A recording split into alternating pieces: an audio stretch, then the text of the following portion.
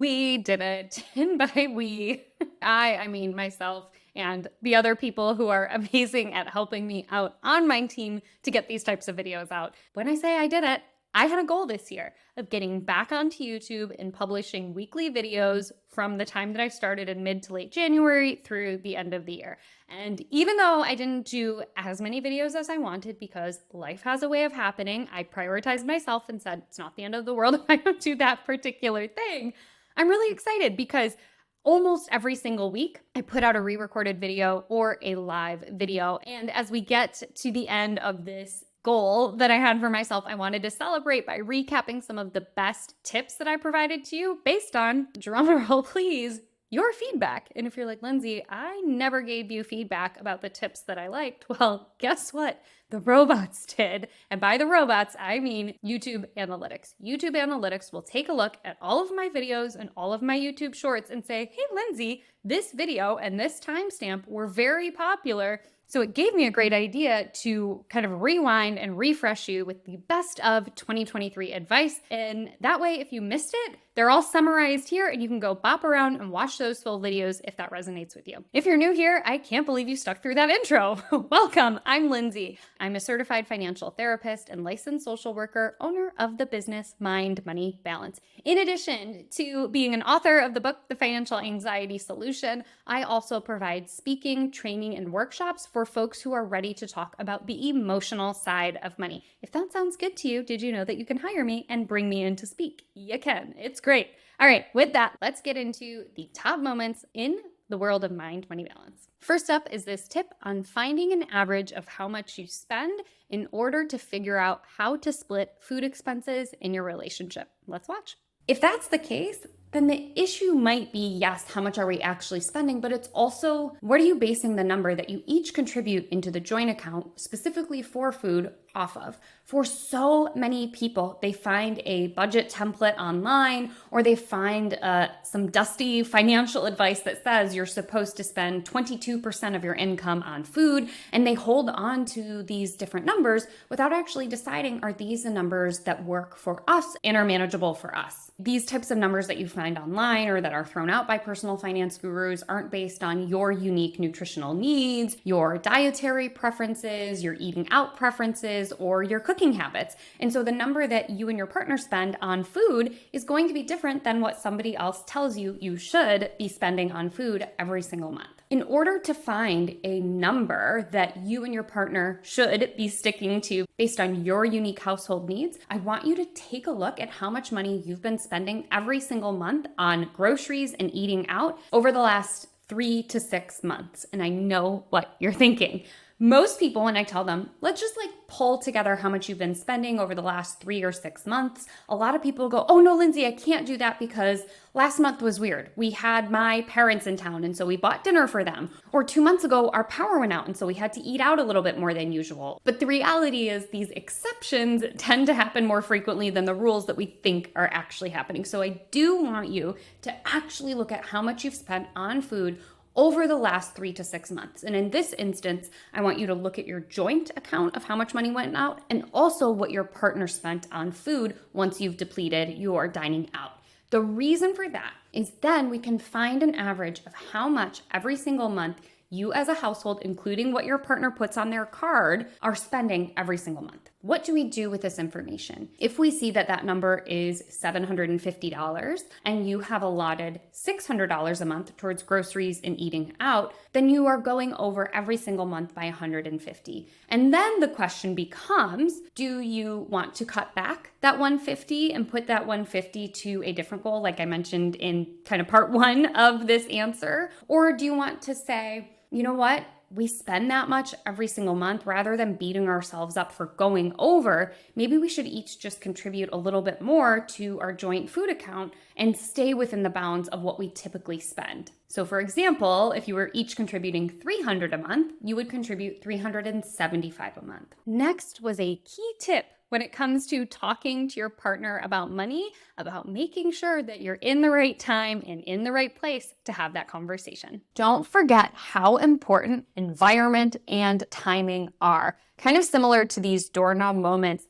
I see a lot of couples bring up money when it's already tense, when it's already tight, or when it's already awkward, leading to probably an escalation of things and leading into an argument. How this looks in real time is that maybe you're a little tense over doggy daycare pickup. And I'm thinking of that because my dog is sleeping off to the corner here. Things are a little tense about that. And in addition to being frustrated with your partner about whose turn it is to do doggy daycare pickup, you also throw on, and you're late on the bills, and you forgot to bring those coupons to Costco, right? We escalate and we throw things into an already tense situation. Now, it doesn't have to be that tense. It could also be just bringing up money when your partner's not totally ready. Maybe they're decompressing from work, or they just got in the door from a jog, but their mental capacity is not at a space to receive information about money. You haven't given them any heads up. You haven't given them any clue that you want to talk about money, and it totally catches them off guard. So don't forget how important environment and timing are. The next tip was a reminder / normalization that in the United States and in many Western countries,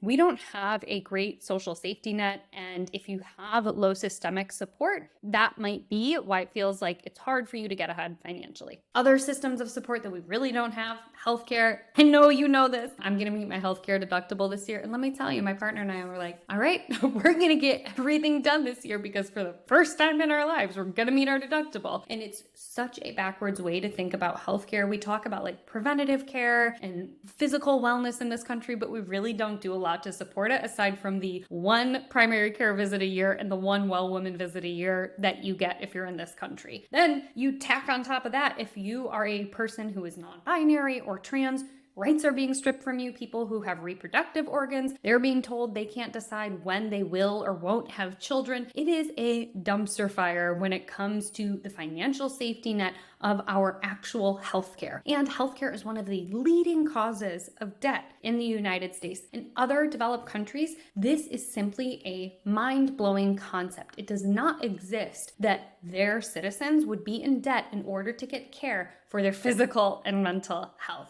Back in the 2007-2008 banking crisis, the World Health Organization a few years later went back and looked at a cluster of nations in Europe that have better social support and social safety nets than we have here in the United States. What the WHO was trying to ask was how much does income and depression or mental health issues impact one another? We know that there is a bi-directional relationship between depression and debt in the United States, meaning people who have depression are more likely to have debt, and people who have debt are more likely to have depression. So the World Health Organization wanted to see how having supports in place, different supports in place, impacted a person's mental health. The way that they did this was they looked at wages decreasing after the Great Recession, and they wanted to see if that person was more likely to need help for their mental health issues. What they found was that people who had strong government safety nets, meaning things like subsidized child support, cash assistance, career guidance, those types of countries actually their mental health really wasn't impacted that much. But the countries that didn't have that type of social support in place, it did impact their mental health. It's hard to kind of apply data from a different cultural, economic, and sociological perspective here on the US, but I think it's very fair to say that I imagine it's probably similar here. It is really stressful when you don't have a safety net in place and you have to be your own safety net. Having low systemic support can absolutely be a reason your money feels like it's disappearing. If you have to pay for childcare, if you have to pay to take your kiddo to the doctor, if you have to pay a lot of money when you are on paternity or maternity leave, or you don't have things like long-term disability at your job and you get injured and you're unable to work, it makes sense that your money's going right out just as fast as it came in. You might have heard that we go shopping to get a dopamine hit, but what you might not know is that there are other chemicals that we get when we spend. In this clip, I'm sharing what different brain chemicals are and what they impact in terms of our functioning. Take a watch. I think it can be helpful just to kind of set the tone, set the stage for what the heck I'm going to be talking about in this video. Neurotransmitters are a fancy way of saying brain chemicals, and their job inside of our brain and inside of our body is to take information from one cell to another. Scientists have identified over 100 different neurotransmitters that are taking messages from one place to another. And your nervous system is this constant network of these brain chemicals or neurotransmitters telling different parts of your brain and body to do different things. If you're curious what neurotransmitters are actually controlling within your body, let me give you just a sampling of things that neurotransmitters are responsible for controlling in your body. Things like your heart rate, your blood pressure, the pace of your breathing, muscle movements, thoughts, memory, learning, feelings, how you sleep, how you heal, how you age, your stress response, hormone regulation, digestion, if you're hungry, if you're thirsty, and your different senses, what you see, what you hear, what you can taste, what you can smell, what you can touch. In other words, basically everything has to do with these different brain chemicals. And when it comes to shopping, what researchers have also found is that some of these neurotransmitters that are responsible for the functioning of our body are being triggered or released when we are shopping. This tip from Money Tips for ADHD that actually work is about how to automate your finances and why it's so darn important for most people, but in particular for people who are neurodiverse. First thing I'm going to say is automate as much as you possibly can. I personally put my bills on auto pay. So I put all of my regular expenses on one credit card. And then I also have that credit card on auto pay. That helps me to make sure that my regular bills are being paid and also my credit card bill is being paid. I personally use a credit card because I like getting points for it. But if that adds another layer of frustration to your ADHD brain, don't worry about it. Just put your bills on auto pay and tie them to your checking account. Another way that you can automate is setting up automatic retirement contributions and opting into increasing your retirement contributions every single year. Most retirement accounts will allow you to increase your retirement contributions automatically by 0.5%, 1%, or 2% every single year. That way you're automatically increasing your retirement contributions without worrying about having to go into your brokerage account, type it in, add it up, all that stuff.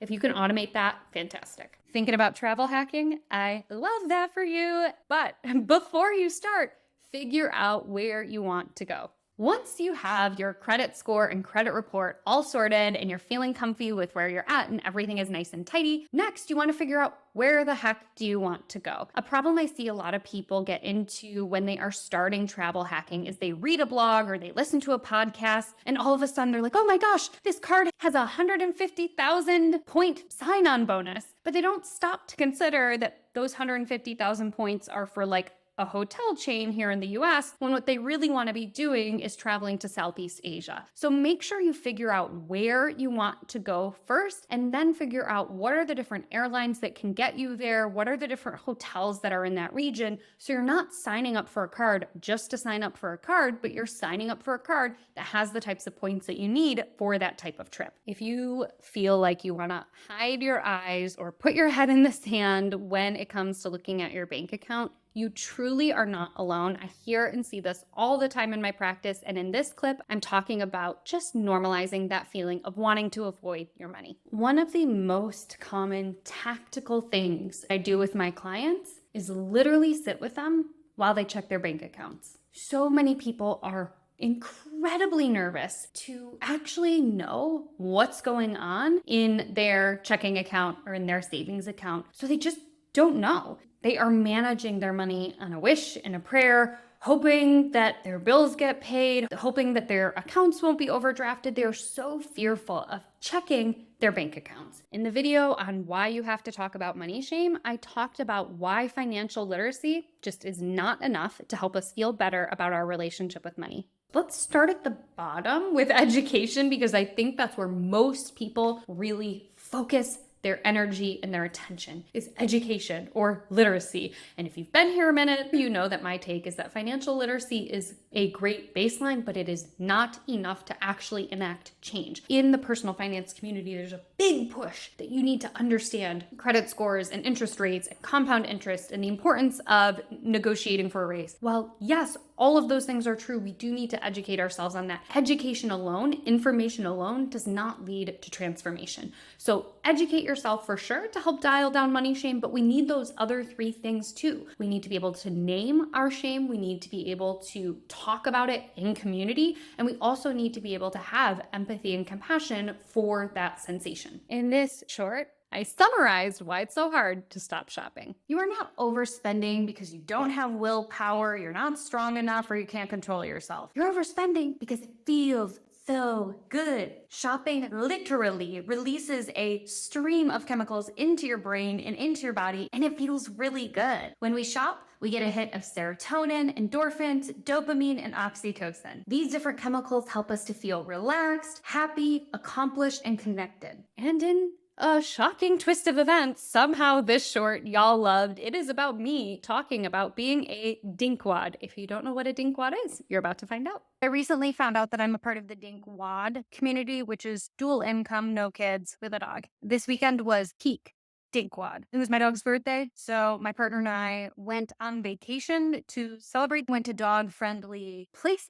We got the dog a new car seat, and I just want to let you know that you can do money in the way that feels best for you. For me, in addition to making sure that I'm saving for things that are important like retirement, I'm financially able to keep spoiling the shit out of my dog. Some of the ways that I'm able to do that is to have an automated savings fund specifically for my dog. Every single month, I put money aside in case my dog needs something at the vet. I also have pet insurance through FIGO, not sponsored, and I make sure to save every single month for things like vacations and take advantage of my good credit score and do things like travel hacking so I can take vacations and spend a little bit less money. Thank you so much for being here, being a part of this channel, being a part of this journey. It has been a fun and wild ride getting back on YouTube. It's been a lot of confidence learning and rebuilding and just getting comfortable feeling silly in front of the camera. And I appreciate you being here. I appreciate you sending in your questions. If you haven't done that, you can go to mindmoneybalance.com/ask. That's mindmoneybalance.com/ask.